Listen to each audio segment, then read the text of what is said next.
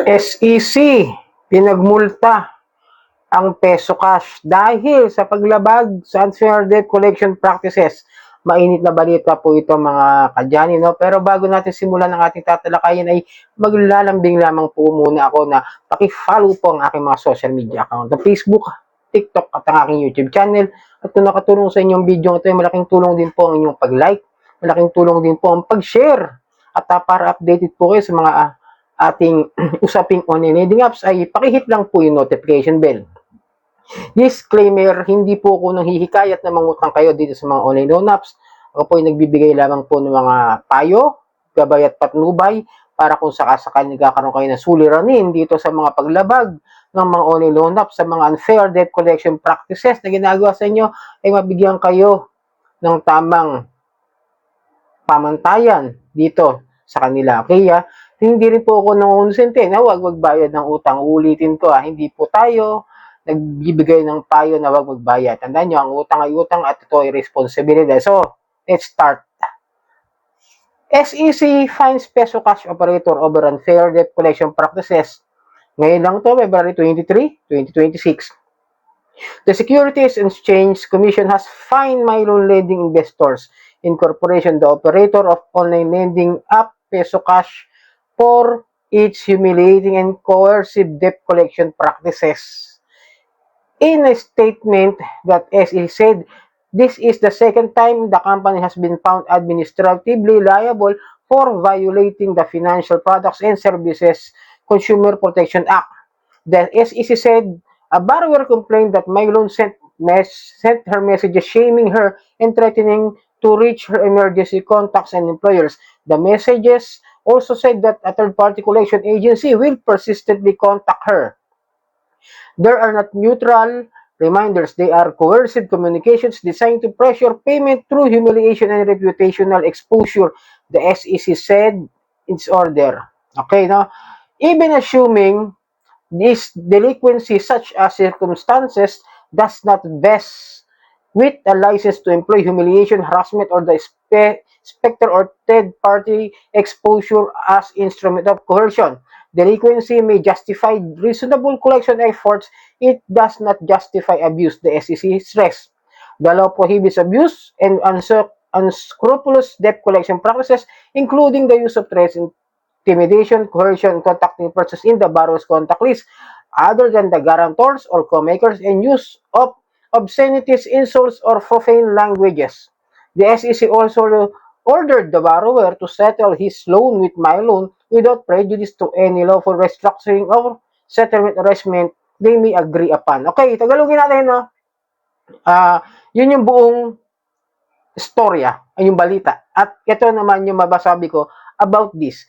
So, dahil nga nilabag yung unfair debt collection practices ng SEC nitong Peso Cash, yung tinawagan yung mga employer, yung mga tao na hindi naman dapat kausapin, at may mga pagbabanta at mga kung ano ng mga pamamahiya, at meron pa silang third-party collections na tumatawag din daw sa kanya. Maraming nilabag. Ito nga yung sinasabi na sa Financial Products and Services Consumer Act Protection. Tandaan nyo, hindi lang po yan basta-basta isang yung tawag dun yung memorandum ng SEC. Nasa batas po yun, yung Financial Products and Services Consumer Protection Act. Okay?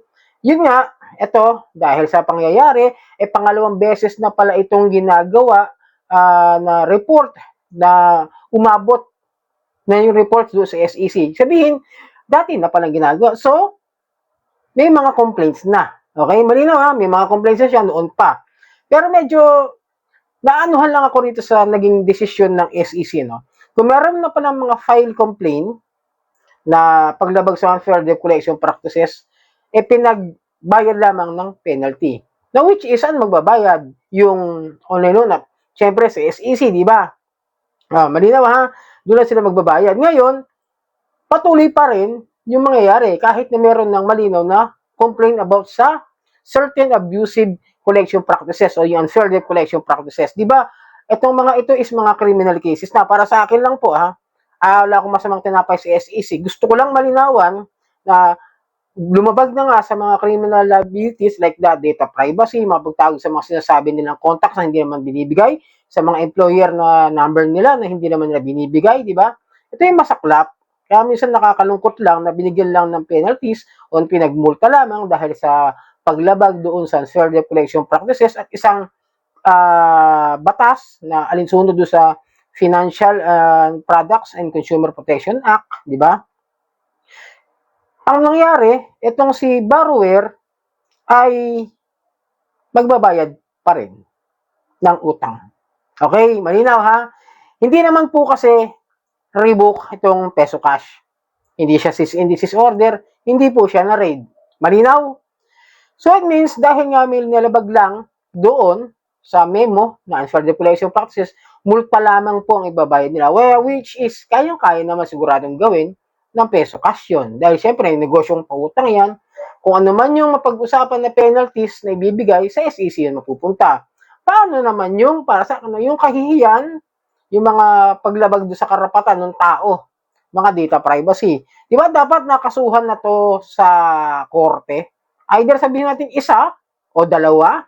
Medyo pansin ko lang, dapat pagaganyan, kung ako sa inyo, kung ako yung mga magiging complainant nito, tuluyan nyo. Mag-file kayo ng complaint, hindi sa SEC na. Dahil yung harassments na ginawa ng mga ganito klase ng mga OLA, pwede nyo i-file ng complaint as a criminal liabilities sa PNP, sa NBI, at syempre, especially ngayon sa PAOK, dahil sila po yung mainit ngayon na nagpapatuloy na labanan ito mga paglabag at pang-aabusong ginagawa ng mga online loan apps at ng mga online lending platform, di ba? So, registered naman po yan. SEC registered at kasama rin sa list of recorded online lending platform tong si Peso Cash. Yun nga lang, medyo nakakalungkot lang no? Yung tao, makikipag-usap pa rin, makikipag-ugnayan pa rin, makikipag-settle pa rin ng kanyang utang. No, which is, fair naman yon. Okay, no? Para sa akin, fair naman yun kasi may utang siya eh. Bayaran yung utang. Ang tanging pwede lang niyang gawin, pakiusapan, makipag-manage o masettle. Kung papayag sila na hulugan at kung magkano yung dapat niyang bayaran, tapusin na lamang yun. At nakakalungkot lang na walang dapat magsunod-sunod kayo eh. Ito payo ko sa inyo lagi, di ba?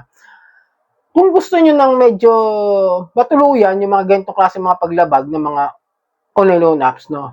Tuluyan niyo ng criminal cases, criminal liabilities. Once na ma-raid, umakyat sa korte, isinampa, pumasok na, ayan na, nagkakaroon na ng investigative yung mga preliminary hearings, di ba?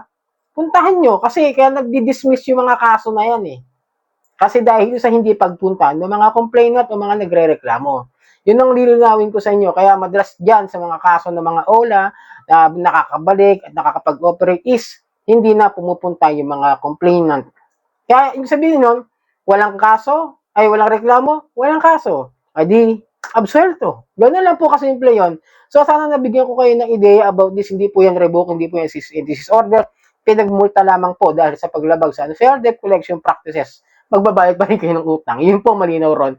Okay, sana nakatulong ang video ito muli. Maglalambing ako na pakifollow po ang aking mga social media account, ang Facebook, TikTok at ang aking YouTube. Maraming pong salamat sa uulitin.